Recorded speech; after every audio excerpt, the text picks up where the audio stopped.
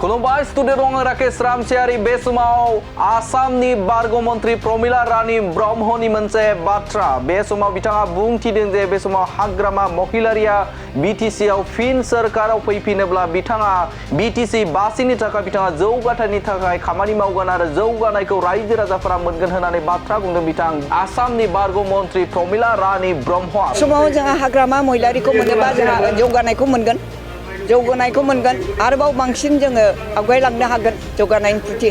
थारैनो मख'नांगोन जे बे समाव हाग्रामा महिलारि जे फैफिनोब्ला बिटिसि आव जौगानाया फैगोन आरो रायजो राजाफोरा जौगानायखौ मोनगोन होननानै बाथ्रा बुंदों बिथां आसामनि बारग' मन्त्रि बिथां प्रमिला रानी ब्रह्म मैयानि सानाव क'क्राझार जिल्लानि बेन्दोंआव थानाय आफ्लागावआव बनरगाव बिपिएफनि स्निथि थान्दै जथुमाव थामहिनबा ट्रेनियेल कनफारेन्सआव बाहागो लानानै बिथां आसामनि बारग' मन्त्रि प्रमिला रानी ब्रह्मआ बेफोर बाथ्राखौ बुंनायखौ नुनो मोनदों थारैनो मख'नांगोन जे बे समाव रायजो राजाफोरखौ लानानै आरो बिथांमोननि जे कर्मि थामहिनबा बिथांमोननि जे मावफुं बिबानगिरिफोरा गोख्रोङै दं होननानै बाथ्रा बुंदों आरो बिथांमोना जाखिनि मावफुं थान्दै बिथांमोना बाहागो लादों बे बाहागो लागिरिफोरा जोबोदनो गोख्रों आरो फैबाय थानाय समाव थैथां बिथांमोना जुजिलांनो थाखाय आवगायदों होननानै बाथ्रा बुंदों बिथां आसामनि बारग' मन्त्रि प्रमिला रानी ब्रह्मआ आरो थारैनो बे समाव बिथांमोननि जे खामानि मावनाय थामहिनबा जा हाबाफारियाव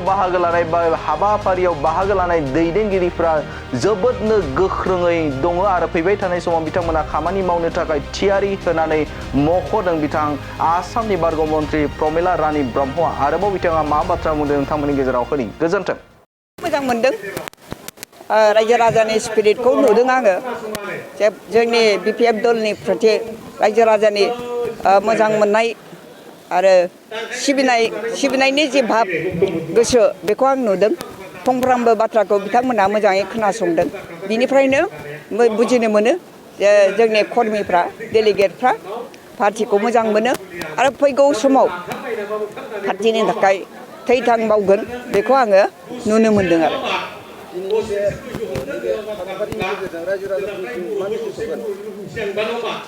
मेसेजआथ' फैगौ समाव जोंहा हाग्रामा महिलारिखौ मोनोबा जोंहा जौगानायखौ मोनगोन आरोबाव बांसिन जोङो आवगायलांनो हागोन जौगानायनि फुथि हाग्रामा महिलारिया जे सृष्टि खालामबाय बिनि बादैबो जोंहा आरोबाव रायजो राजाया मा लुबैदों बिनि सायाव सोनारनानै जोङो जौगानायखौ लाबोनो हागोन लाइमोनफ्रा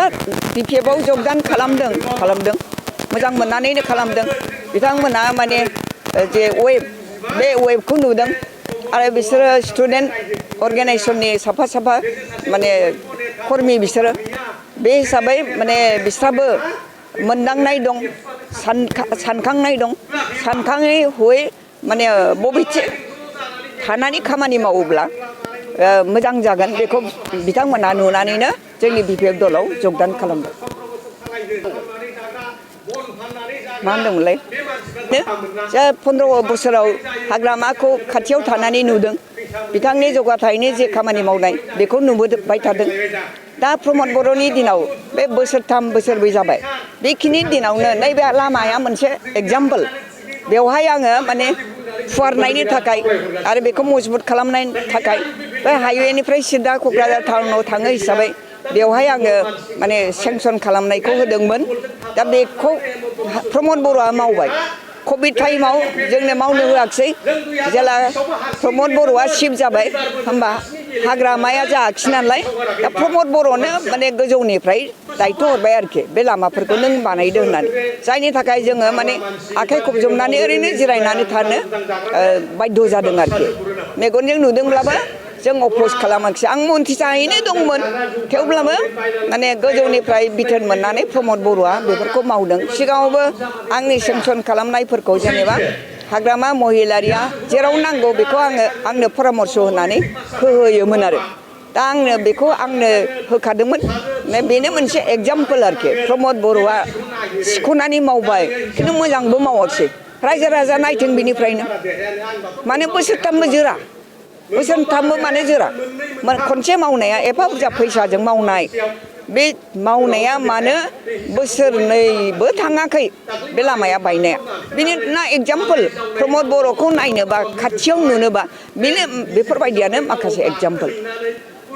बाजाज बाइक सालायनो मोजां मोनग्रा रायजो राजाफोरनि थाखाय मोनसे गोजोनथाव खौरां सेरफांगुरि बाजाज श'रुमा फुजा 2024 धामाका अफार होगासिनो दं क'क्राझार जिल्ला सेरफांगुरियाव थानाय फुंखा एन्टारप्राइज बाजाज श'रुमा सेप्तेम्बरनिफ्राय 30 अक्ट'बर फुजा 2024 धामाका अफारनि खाबुफोर होगासिनो दं नोंथांमोना सेरफांगुरियाव थानाय फुंखा एन्टारप्राइज बाजाज श'रुमाव खुंफुंजानाय फुजा धामाका अफाराव फैनानै नोंथांनि लुबैनाय बाजाजनि बाइकखौ लांफैनो हागोन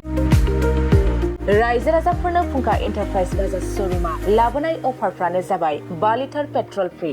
प्रेसार कुकार फ्रि हेलमेट एक्सचेन्जनि एभेलेबल लोगोसे केस होनानै बाइक बायगिरिफोरनो 1000 रां केसबेक हरफिननाय जागोन आरो बाइक बायगिरिफोरनो फ्रि लटारि कुपनबो हरनाय जागोन बे लटारि कुपनाव जाखाङोब्ला washing machine refrigerator Android TV smart watch आरो एन्ड्रइड फन बेफोर मोनबा प्राइजफोरखौ मोननो हागोन नोंथाङा आबुङै मिथिबावनो थाखाय 6003817191 9101598021 आरो 9101547892 जानबुं नम्बराव खौरां लाहरनो हागोन